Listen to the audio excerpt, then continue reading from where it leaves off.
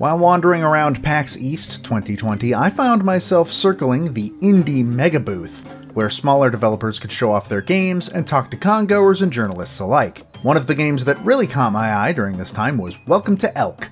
I even still have a piece of con swag from it on my desk, a bottle with one of the game's many stories inside it. The demo I played was incredibly charming, showing a game full of stories that were largely based on true events set in the snowy, rural island of Elk. Now that game has come to Switch, so it is finally time to see if the end product could deliver on that promise, and I'm happy to say that it definitely seems to. In Welcome to Elk, the player is put in control of Frigg, a young aspiring carpenter who has moved to the titular island of Elk in order to apprentice under her father's old friend John. As a result, she becomes familiar with the eccentric residents of the island, such as the rich and generous Mr. Bow, or Anders, a man who is convinced that everybody is dead and that Elk is the afterlife. As Frigg meets the townspeople, she hears each of their stories and helps them through their problems, usually involving a simple minigame such as building an overly complicated squirrel trap or piecing together a monstrosity on a balloon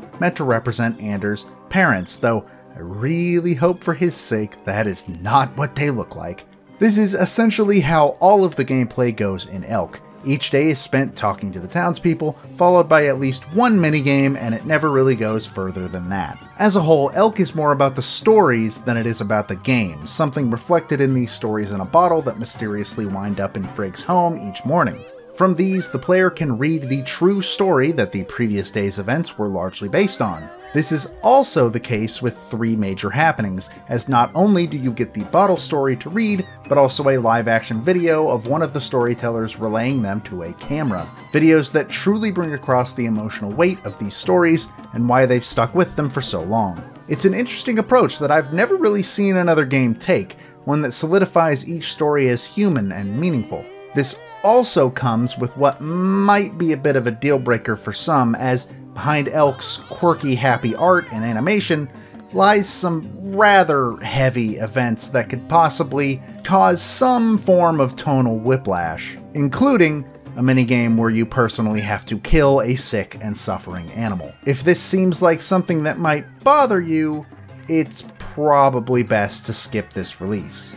Overall, Welcome to Elk has a lot to say about the stories that make up our lives, told through charming character designs, clever writing, and a delightful soundtrack full of acoustic guitars, banjos, and other rural sounds that make spending time in Elk feel nice, even when it gets sad or uncomfortable. Characters like Beth and her daughter Freddie are memorable, and moments such as the fate of Beth's husband will likely stick with me for a long time. Frigg's experience feels genuine and grounded even during moments of whimsy. At the end of the day, the game's message is that sometimes a good story is just that, a good story. It really doesn't need to be anything more.